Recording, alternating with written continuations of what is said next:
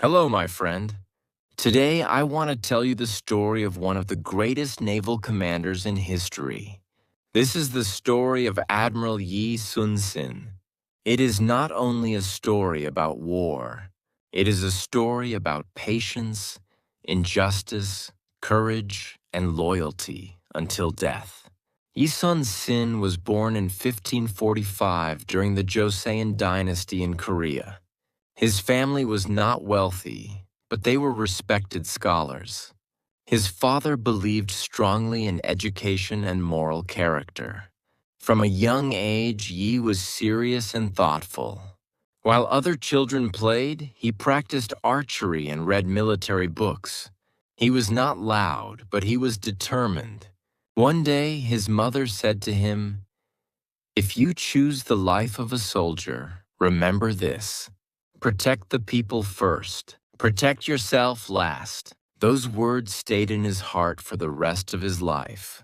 As a young man, Yi decided to take the military examination. It was one of the hardest exams in the country. On his first attempt, he failed. During the riding test, he fell from his horse and broke his leg. Some people laughed at him. Others said, "Maybe this path is not for you." But Yi did not complain. He healed quietly. He trained harder. He studied more carefully. When he took the exam again, he passed. His early military career was not glamorous. He was sent to remote border regions. He fought against Yurkin tribes in the north. Life was difficult and cold. Supplies were limited. Recognition was rare. However, Yi earned something more important than praise. He earned the trust of his soldiers. He was strict but fair. He punished corruption. He demanded discipline. But he never asked his men to endure what he would not endure himself. In 1592, everything changed. Japan, under Toyotomi Hideyoshi, launched a massive invasion of Korea.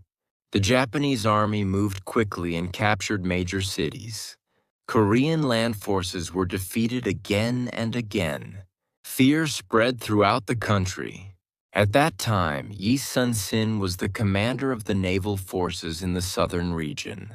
Unlike many others, he had been preparing quietly for years. He repaired ships. He strengthened defenses. He trained his sailors every day. Before one early battle, an officer approached him nervously. "Admiral, the enemy fleet is large. They are experienced. Should we retreat?" Yi looked at the sea calmly. "If we retreat," he said, "they will control the water. If they control the water, they control the war." He believed something simple but powerful.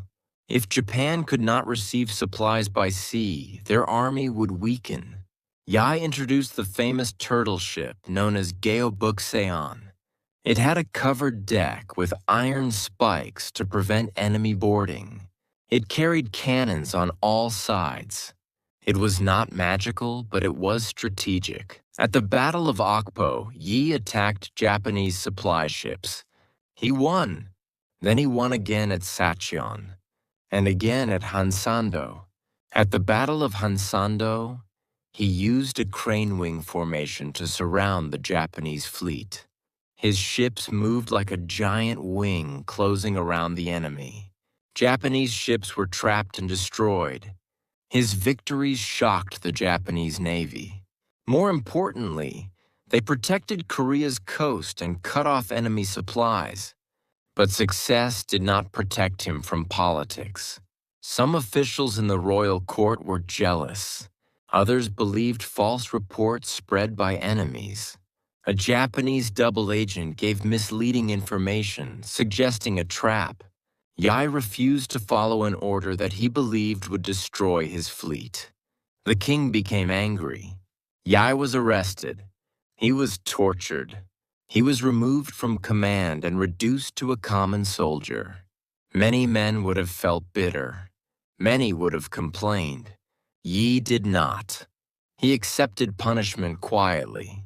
He said, "If the country needs me, I will serve in any position." The new admiral who replaced him led the navy into disaster. At the Battle of Chilcheoliang, most of the Korean fleet was destroyed. Only 13 ships survived. The king had no choice. He reinstated Yi Sun-sin as admiral. When Yi returned, he faced a terrifying reality: 13 ships against more than 100 Japanese warships. One officer said, "Admiral, we have only 13 ships. We cannot win." I replied, "We still have 12 ships." He meant one ship had already been lost.